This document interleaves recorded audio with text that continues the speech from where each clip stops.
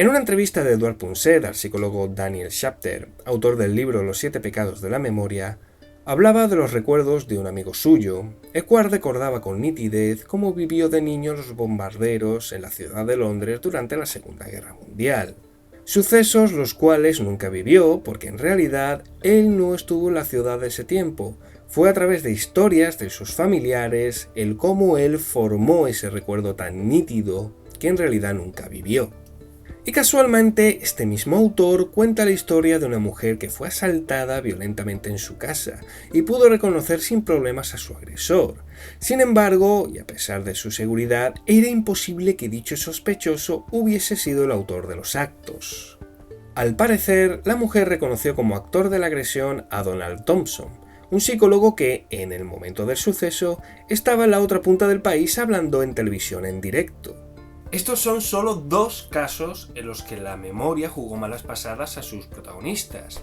Lo consideramos fallos en la memoria. Sin embargo, hay fallos que nos pueden llegar a crear recuerdos completamente falsos. Tener recuerdos de experiencia que nunca hemos vivido son más comunes de lo que creemos. A estos recuerdos a partir de ahora los vamos a reconocer como recuerdos falsos. Y según estudios de la Universidad de Warwick, la mitad de los participantes de sus experimentos los han tenido. Y es común además que para encontrar explicaciones alternativas a estos fallos de memoria, pues recurramos a otro tipo de teorías, como es por ejemplo el efecto Mandela, que fue acuñado por la investigadora paranormal Fiona Broome y que ya hemos visto en este canal, por ejemplo. ¿Esto quiere decir que no nos podemos fiar de nuestros recuerdos? No, no estoy diciendo eso. Nuestra mente no busca la verdad, solo busca sobrevivir, y nuestra memoria no solo es una forma de reconocimiento y procesamiento de nuestro entorno, sino también de nosotros mismos. Tu memoria eres tú. La recuperación de cualquier recuerdo no es absoluta, no es como reproducir un clip de vídeo. Nuestra psique, cuando recupera un recuerdo, en realidad lo que está haciendo es reconstruir ese recuerdo en base a las sensaciones vividas en ese momento. Pero claro, nuestra memoria, a la vez que nuestra atención, es finita. Recordamos solo aquello que es significativo para nosotros. Todo lo demás lo desecha. Y claro, es aquí justamente donde se nos pueden colar falsos recuerdos, que tampoco son así de negativos siempre. Según investigadores de la City University, estos recuerdos falsos nos pueden ayudar a afrontar ciertos conflictos o problemas, ya que seguimos experimentándolos como si fueran reales, sobre todo cuando están relacionados con emociones negativas, puesto que por supervivencia tendemos a recordar mejor los hechos desagradables con el fin de no volvernos a exponer a ellos. Y bueno, quedando claro de que existen los recuerdos falsos, pasamos a la siguiente fase. ¿Podemos inducir a alguien un recuerdo falso adrede? Y la respuesta es sí. La psicóloga y matemática Elizabeth Loftus lleva estudiando este fenómeno durante más de 30 años y ha dirigido numerosos experimentos para comprobar el proceso de implantación de recuerdos falsos, tanto de forma intencionada como involuntaria. Quizás su experimento más famoso fue el de inculcar a un grupo de participantes el recuerdo de que se perdieron en unos grandes almacenes de niños. Consiguieron hacer que los participantes lo recordaran con mucho detalle, el alboroto de la gente, las sensaciones, el miedo, la angustia. Consiguieron tener un recuerdo muy vívido de la experiencia, solo que esta nunca pasó. Por la misma idea y en otros experimentos, consiguieron que personas que habían visitado Disneyland recordaran con todo lujo de detalles cómo conocieron a Bugs Bunny allí. Pero resulta que esto es imposible porque Bugs Bunny no pertenece a Disney y mucho menos van a estar en su parque temático. Y bueno, siempre es posible que nos la cuelen si no existen pruebas con las que poder recordar mejor ciertas experiencias. Pero es que también pueden implantarnos falsos recuerdos manipulando incluso nuestros propios recuerdos materiales. La psicóloga Kimberly Wade consiguió implantar el falso recuerdo a sus participantes de que en algún momento de su infancia habían hecho un viaje en globo con su padre. Para ello utilizó fotos trucadas donde podían verse a ellos mismos con su padre en un globo. Y en más o menos un mes, la mitad de sus participantes habían elaborado un discurso muy detallado de dicho recuerdo falso.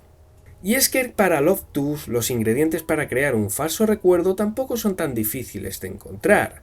Solo basta con conseguir la vida personal del sujeto, que bien podría hacerse a través de terapia, por ejemplo, y además, si el sujeto es propenso a la sugestión, tiene problemas de atención o de memoria o tiene mucha imaginación, mucho mejor.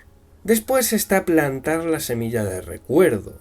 No hace falta nada elaborado, solo deja caer que tal cosa pudo haber pasado. Al no ser nada absoluto y concreto, siempre dejas la duda en el sujeto. Después queda tener paciencia y seguir insistiendo. La presión psicológica es importante. Y paralelamente añadimos potenciadores, como hacer que el sujeto imagine la situación, que lo narre en voz alta, ya que ayuda a sesgar la información, y si puede ser posible, añadir detalles sensoriales, como fotos trucadas, por ejemplo. Y a partir de ahí, repetir el paso 3, tener paciencia y no dejar de insistir. Con este procedimiento tan sencillo se obtuvieron los resultados que dijimos antes. Y ojo que estos fueron casos experimentales, con recuerdos inocentes, donde se cuidaba la información que se administraba y al final del experimento se le informaba a los sujetos qué es lo que había pasado. Sin embargo, hay situaciones donde inducir recuerdos falsos puede ser especialmente peligroso, como puede ser en casos que terminan en denuncias y procesos judiciales o en el ámbito terapéutico. En los años 90, Loftus empezó a investigar una serie de casos que involucraba problemas extraños en la memoria. Pacientes que asistían a terapia por X razones, ya fuesen depresión, ansiedad, obsesiones, problemas alimentarios, lo que sea, terminaban saliendo de terapia con otros problemas psicológicos. De repente empezaban a recordar sucesos de su pasado tremendamente duros de los que nunca habían tenido memoria. Sucesos relacionados con rituales, fenómenos extraños o incluso abusos en su época de infancia que no correspondían con lo que ellos realmente recordaban.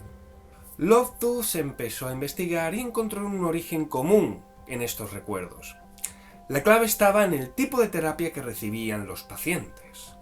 Terapias basadas sobre todo en ejercicios de imaginación, interpretación de sueños, descubrimiento personal, meditación e hipnosis, encuadrados todos dentro de lo que se denominó terapia de la memoria recuperada.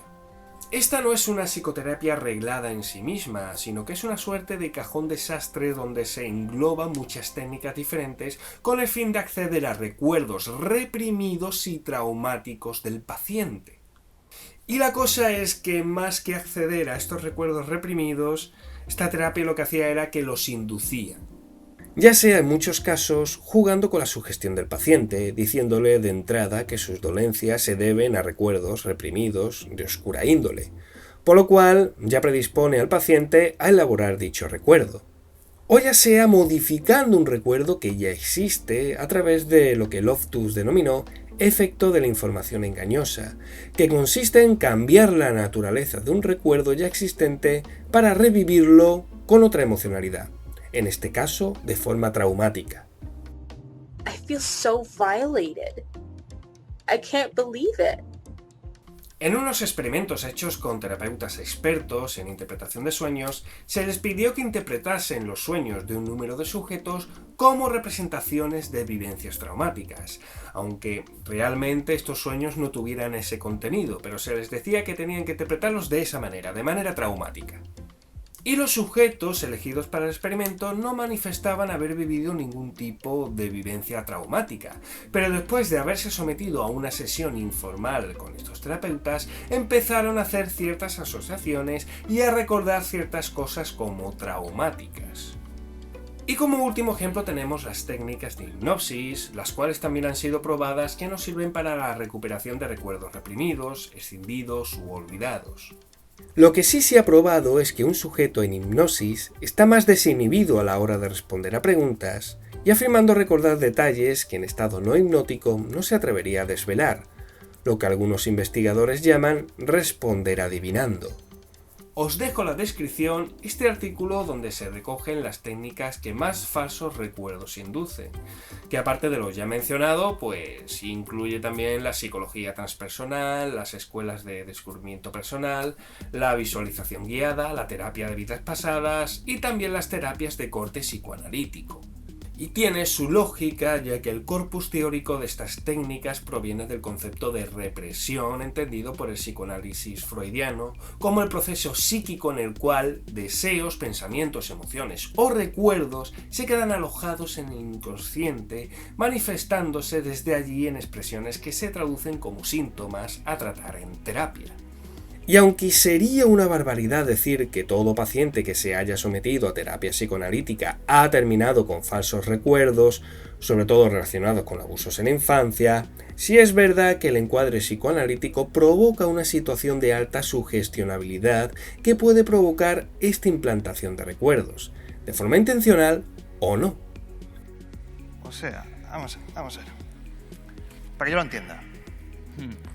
Que yo pego a bolita porque me quiero follar a mi padre. Desde hace 35 años. Pues muy bien, pues yo me tengo que ir. Claro que sí, márchese. Huya de sus problemas como hizo cuando su madre se negó a comerle la boca. Fue mi padre el que se negó. Hostia. Te casé. ¡Madre mía! Pero es usted buenísimo, doctor. ¿Ha visto? Para saber más sobre esto, os recomiendo la obra de Carlos Santamaría y Ascensión Fumero. Con esto no quiero decir que ir a terapia sea peligroso, en absoluto. Bueno, podéis creer lo que queráis. Lo que estamos hablando aquí es de lo posible que es implantar un falso recuerdo y de las consecuencias negativas que puede llegar a tener este falso recuerdo en ciertos contextos. De hecho, desde principios de los años 90 se sospecha que muchas denuncias de abusos a menores provienen de estos falsos recuerdos, según defiende la propia Loftus a través de sus investigaciones. Además de que la investigadora no apunta a todas las terapias, sino solo a aquellas donde ha podido constatar que se producen estos falsos recuerdos, que además coinciden con ser terapias con poco reconocimiento científico. Y hasta aquí hemos llegado. Este vídeo forma parte de una serie dedicada a analizar y criticar al psicoanálisis. Yo no me he cebado en exceso con él en este vídeo, pero sí he querido resaltar uno de los problemas que tiene su aplicación terapéutica, que es esa misma, la creación e implantación de falsos recuerdos. Si queréis saber más sobre este tema, os recomiendo los vídeos de mis compañeros, que dedicarán también su tiempo a ir analizando otros aspectos del psicoanálisis para encontrarle sus pros y sus contras. Podéis verlos a través de las tarjetas o de la lista de reproducción. Gracias por vuestra atención y nos veremos en el siguiente tema.